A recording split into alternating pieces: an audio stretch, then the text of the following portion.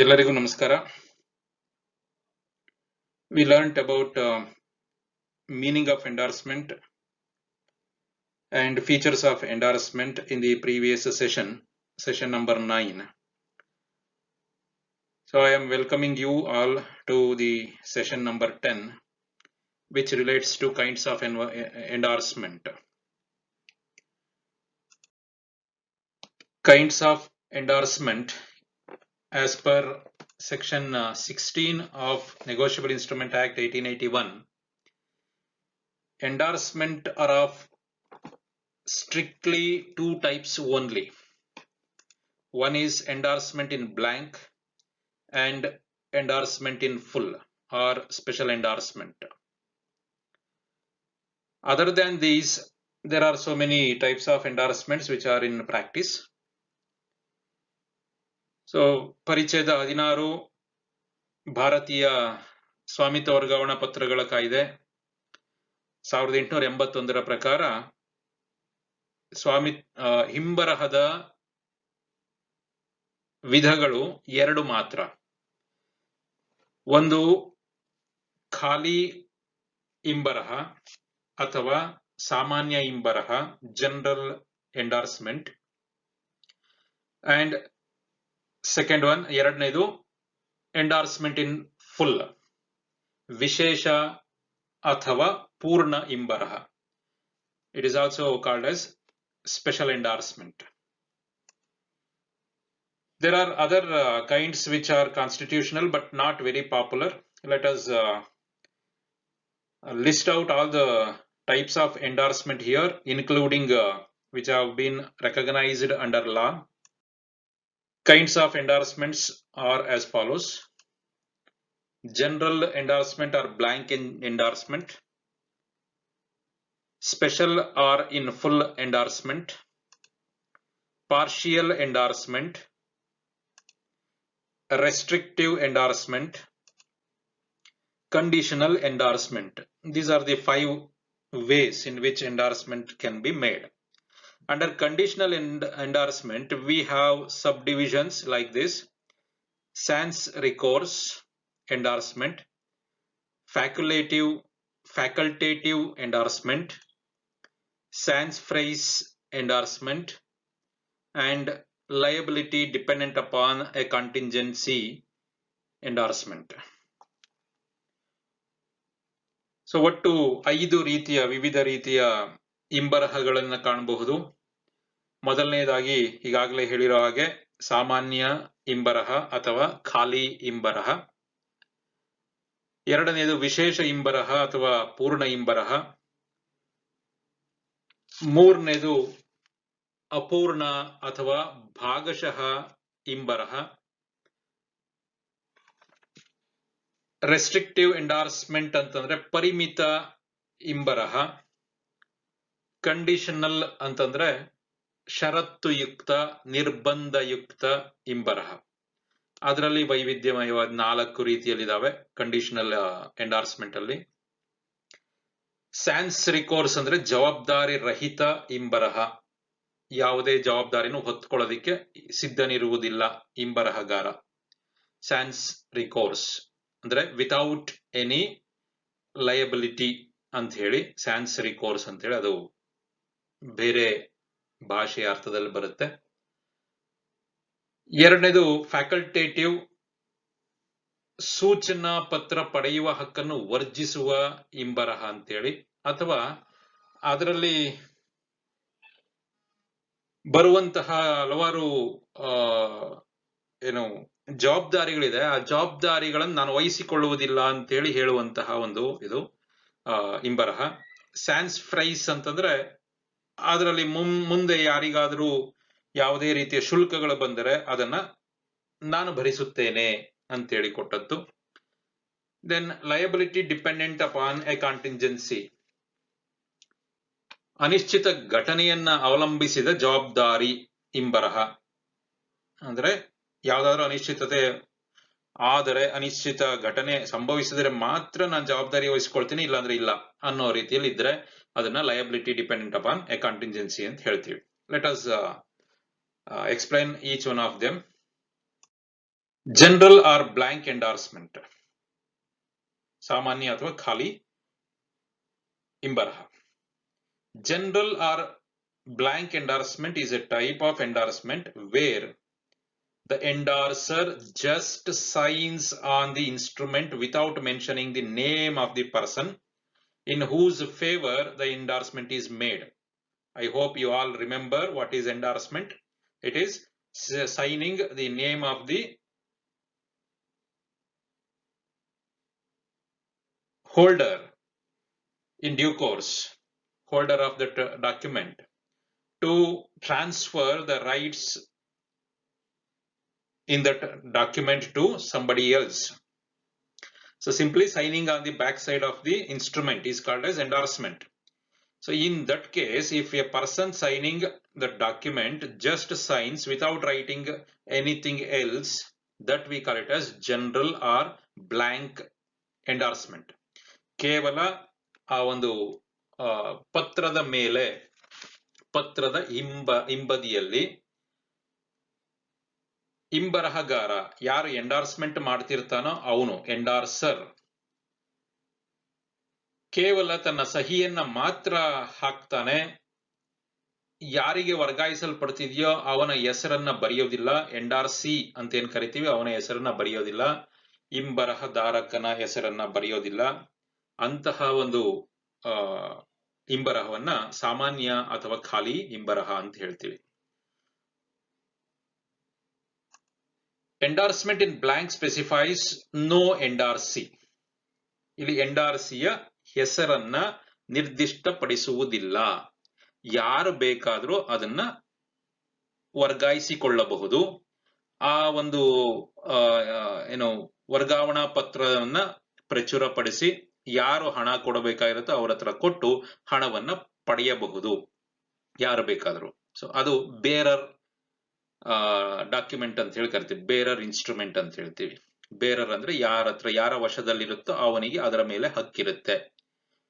ವಾಹಕ ಪತ್ರ ಅಂತಾನು ಕರೀತಾರೆ ಇದನ್ನ.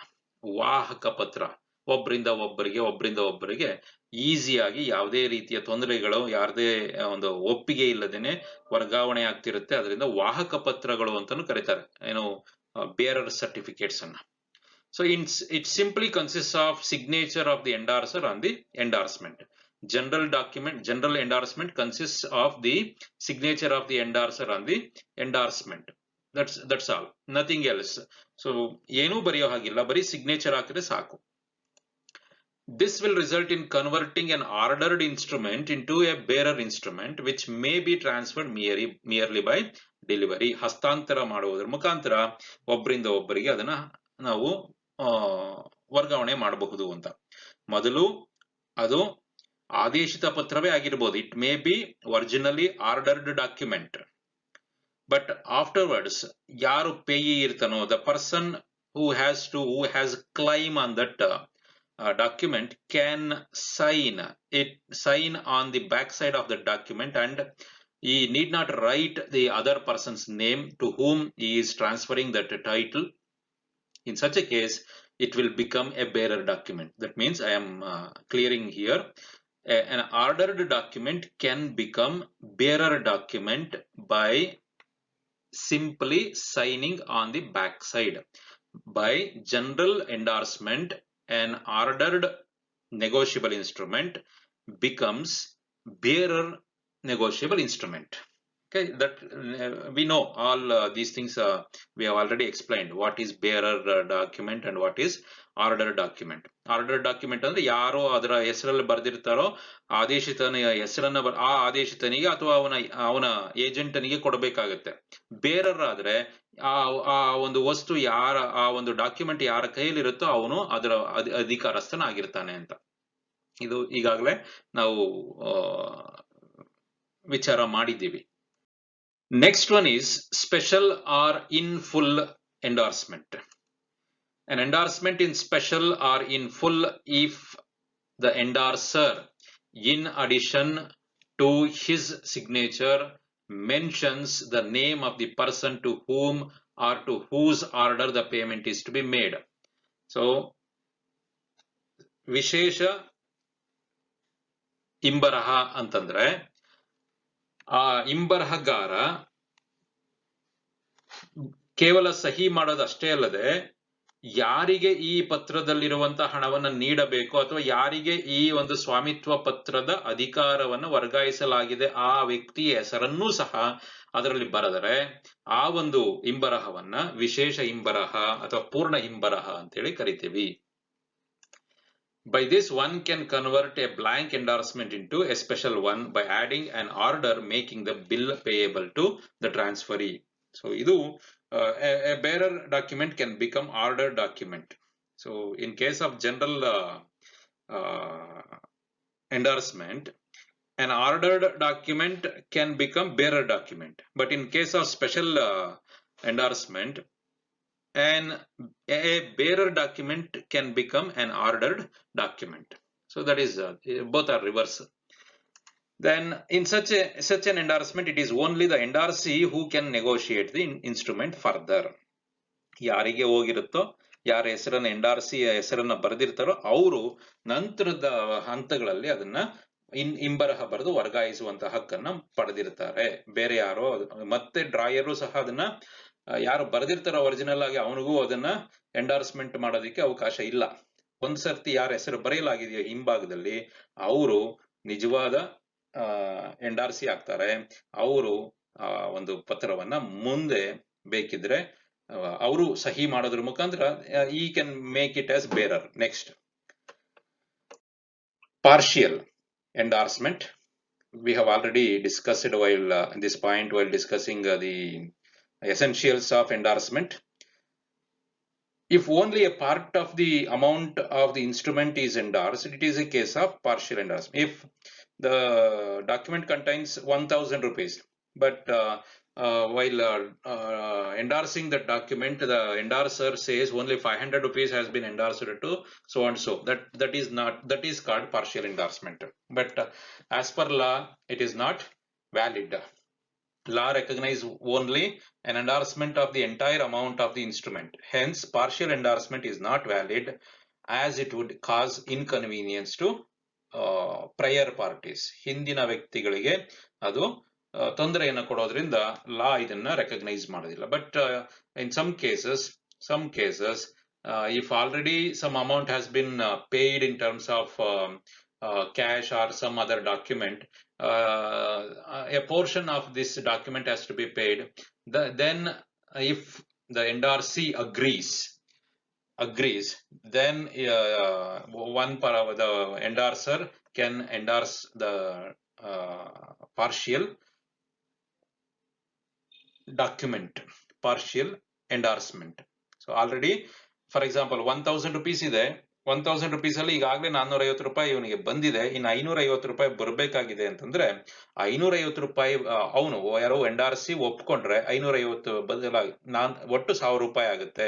450 ರೂಪಾಯಿ ಈಗ ಬಂದಿದೆ, ಇನ್ನು 550 ರೂಪಾಯಿ ಕೊಡಿ ಅಂತೇಳಿ ಅದನ್ನ ಎಂಡಾರ್ಸ್ಮೆಂಟ್ ಮಾಡಬಹುದು. ಅಲ್ಲಿಗೆ ಟ್ರಾನ್ಸಾಕ್ಷನ್ ಕೊನೆ ಆಗುತ್ತೆ. So such an endorsement does not operate as a negotiation of the instrument. Not recognized under law. Next is restrictive. ನಿಯಮಿತವಾದ ಪರಿಮಿತವಾದಂತಹ ಇಂಬರಹ.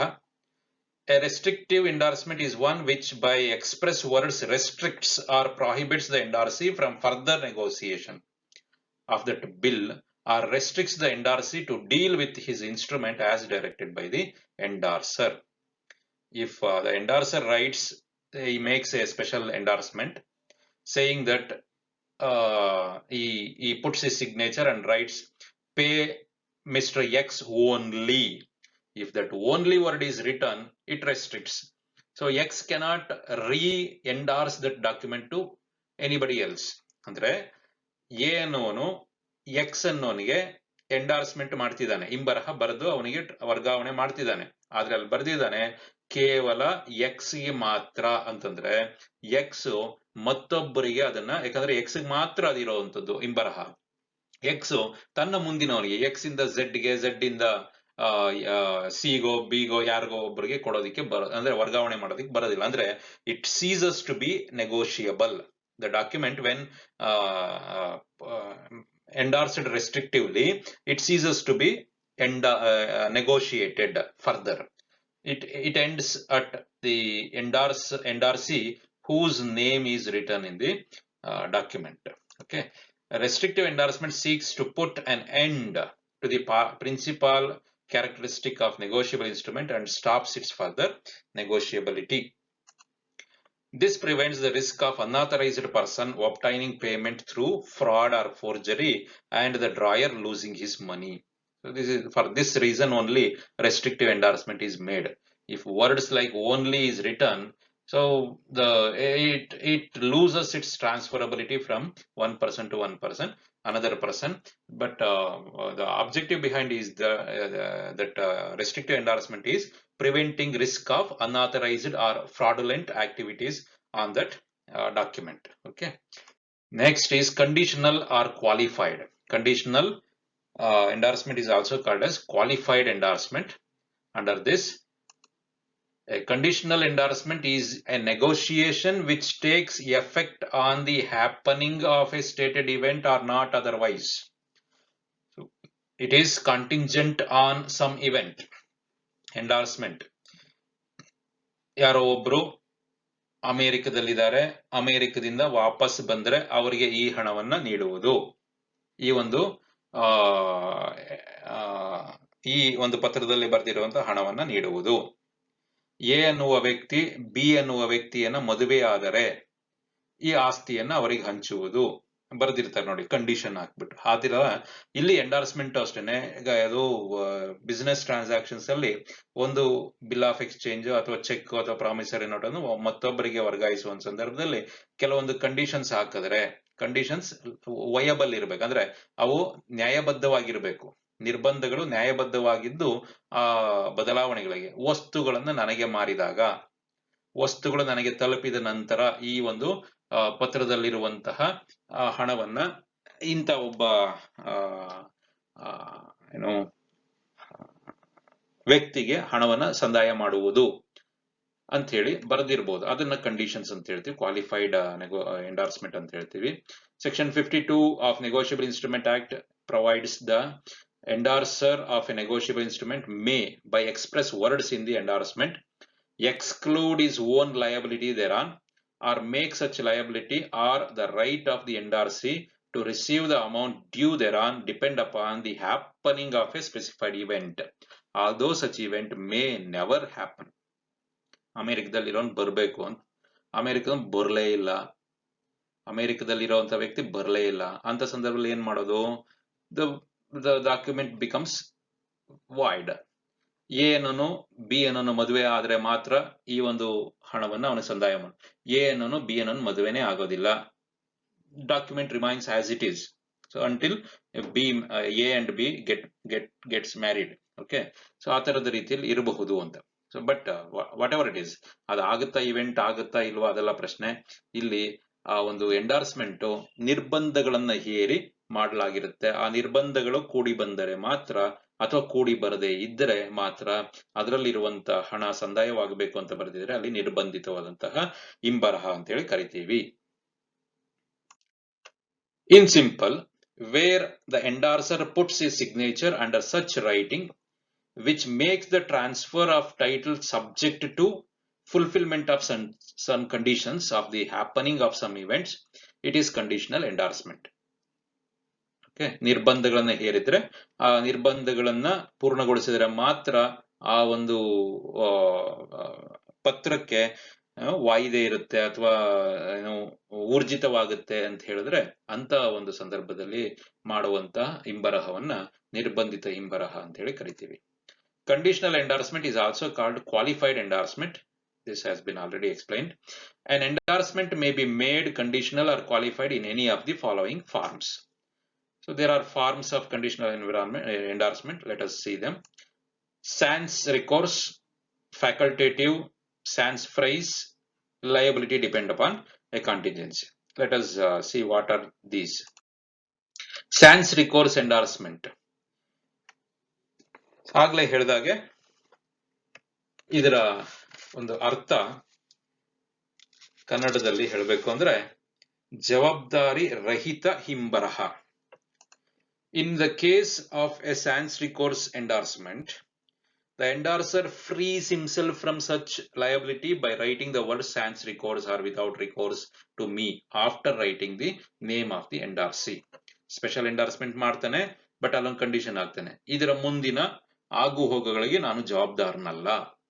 ಅಂದ್ರೆ ಮುಂದೆ ನೀವು ಮತ್ತೊಬ್ಬರಿಗೆ ಅವರಿಂದ ಇನ್ನೊಬ್ಬರಿಗೆ ವರ್ಗಾಯಿಸ್ಕೊಂಡು ಹೋದ್ರೆ ಇದರ ಮೇಲಿನ ಜವಾಬ್ದಾರಿಗಳು ನನ್ನವಲ್ಲ ಅಂತ ಹೇಳಿ ಅವನು ಬರೆದ್ರೆ, ಅಂದ್ರೆ ಎಕ್ಸ್ಪ್ರೆಸ್ಲಿ ವಿಷದಪಡಿಸ್ತಾನೆ, ಅವನು ಹೇಳ್ತಾನೆ ಅಂತಂದ್ರೆ ಆಗ ಅದನ್ನ ಸ್ಯಾನ್ಸ್ ರಿಕೋರ್ಸ್ ಎಂಡಾರ್ಸ್ಮೆಂಟ್ ಅಥವಾ ಜವಾಬ್ದಾರಿ ರಹಿತ ಇಂಬರಹ ಅಂತ ಹೇಳಿ ಕರಿತೀವಿ. An endorser may by express words exclude his own liability thereon to the endorsee or any subsequent holder in case of dishonor of the instrument. Such an endorsement is called recourse, sans recourse. Okay, so ಈ ಒಂದು ಪತ್ರ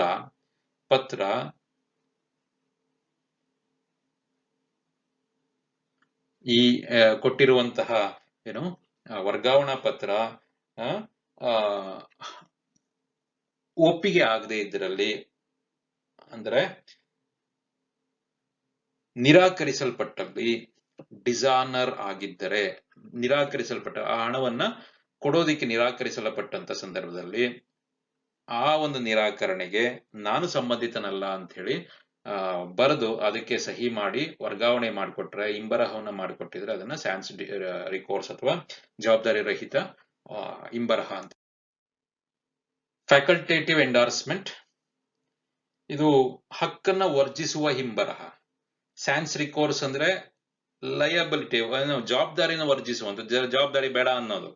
ಇಲ್ಲಿ ಹಕ್ಕೆ ಬೇಡ ಅಂತ ಹೇಳ್ತಿದ್ದಾನೆ. ಹಾಗೆ so an endorsement where the endorser extends his liability, so he wants to extend his liability or abandons some right under a negotiable instrument is called a facultative endorsement. ಸಾಮಾನ್ಯವಾಗಿ ನಮ್ಗೆಲ್ಲ ಗೊತ್ತಿರೋ ಹಾಗೆ ಒಂದು ಪತ್ರ ನಿರಾಕರಿಸಲ್ಪಟ್ರೆ, ಡಿಸಾನರ್ ಆದ್ರೆ ಅದರ ಧಾರಕನು ಇಂದಿನ ಇಂಬರಗಾರ ಅಥವಾ ಇತರ ಕಕ್ಷಿಗಳಿಗೆ ನಿರಾಕರಣೆಯ ಸೂಚನಾ ಪತ್ರವನ್ನು ಕಳಿಸ್ಕೊಡ್ಬೇಕಾಗತ್ತೆ. ಅಂದ್ರೆ ನಾನು ಈ ಒಂದು ಡಿಸಾನರ್ ಆಗಿದೆ, ನಿಮ್ಮ ಚೆಕ್ ನೀವು ಕೊಟ್ಟಿದ್ದು ಅದರ ನಿರಾಕರಿಸ್ತಿದ್ದಾರೆ, ನಮಗೆ ಹಣ ಸಿಗ್ತಿಲ್ಲ ಅಂತ ಹೇಳಿ ಒಂದು ಪತ್ರವನ್ನ ಬರಿಬೇಕಾಗತ್ತೆ ಸಾಮಾನ್ಯ ಟ್ರಾನ್ಸಾಕ್ಷನ್ಸ್ ಅಲ್ಲಿ, ವ್ಯವಹಾರದಲ್ಲಿ. ಆದ್ರೆ ಇಲ್ಲಿ ಆ ತರದ ಎಕ್ಸಾಂಪಲ್ ಹೇಳ್ತಿರುವಂತದ್ದು, ಆ ತರದ ಯಾವುದೇ ಪತ್ರವನ್ನ ಬರೆಯಕೂಡದು. ಅಂದ್ರೆ ಜವಾಬ್ದಾರಿ ತಗೊಳಕ್ ನನಗೆ ಇಷ್ಟ ಇಲ್ಲ, ನನ್ನ ಹಕ್ಕುಗಳನ್ನ ಮೊಟಕುಗೊಳಿಸ್ತಿದ್ದೀನಿ ಅಂತಂದು ಬರೆದಿದ್ರೆ. ಇಲ್ಲೊಂದು example, pay A or order notice of dishonour waived is an example of facultative endorsement. He is not ready to get notice of the document dishonored in further stages.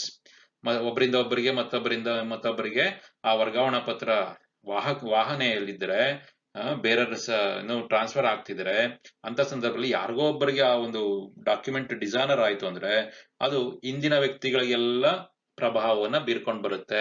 ಅಂತ ಸಂದರ್ಭದಲ್ಲಿ ಈ ವ್ಯಕ್ತಿ ಯಾರಾದ್ರೂ ಒಂದು ಎಂಡಾರ್ಸ್ಮೆಂಟ್ ಮಾಡಿದಾಗ ನೋಟಿಸ್ ಆಫ್ ಡಿಸಾನರ್ ವೇವ್ಡ್, ನನಗೆ notice ನೀವು ನನ್ನ ಗಮನಕ್ಕೆ ತರುವುದು ಬೇಡ ಅಂತಂದ್ರೆ ಆ ಒಂದು ಇದನ್ನ ಫ್ಯಾಕಲ್ಟೇಟಿವ್ ಅಥವಾ ಸೂಚನಾ ಪತ್ರ ಪಡೆಯುವ ಹಕ್ಕನ್ನು ವರ್ಜಿಸುವ ಇಂಬರಹ ಅಂತ ಹೇಳಿ ಕರೀತಾರೆ. Then sans phrase endorsement, where the endorser does not want to the endorsee or any subsequent holder to incur any expense on his account on the instrument, the endorsement is sans phrase. So ಇದು sans phrase, ಯಾವುದೇ ರೀತಿಯ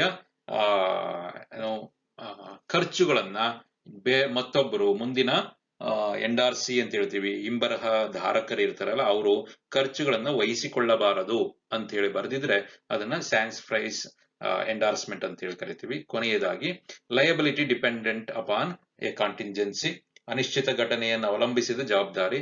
it leads to the same meaning as dependent endorsement.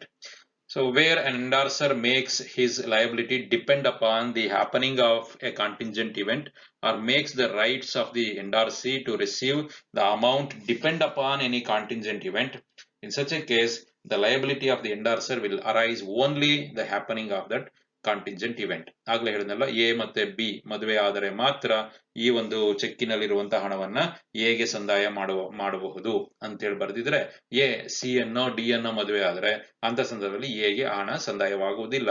ಆ ಹಣ ಅವರ ಒಂದು event ಏನು ಆ ಒಂದು ಮದುವೆ ಅನ್ನೋ ಒಂದು ಕಾರ್ಯ ಇತ್ತು, ಆ ಕಾರ್ಯ ನಡೀದೇ ಇರೋದ್ರಿಂದ, ಅಂದುಕೊಂಡ ರೀತಿಯಲ್ಲಿ ಅಥವಾ ಕಂಡೀಷನ್ ರೀತಿಯಲ್ಲಿ ನಡೀದೇ ಇರೋದ್ರಿಂದ ಆ ಒಂದು ಪತ್ರ ಅನೂರ್ಜಿತವಾಗುತ್ತೆ. So endorsee further endorsement is not possible in such case ಅಂತ ಹೇಳಿ. So these are the things under have to be discussed under kinds of endorsement. Okay, hope you understood all these things. Let us meet in next session, last session under chapter 1, unit 1, negotiable instruments. We will be discussing differences between three negotiable instruments, that is difference between promissory note and bill of exchange, difference between promissory note and check, difference between bill of exchange and check. Okay, these are the reference books I have used to present the things before you. Thank you. Let us meet in next session.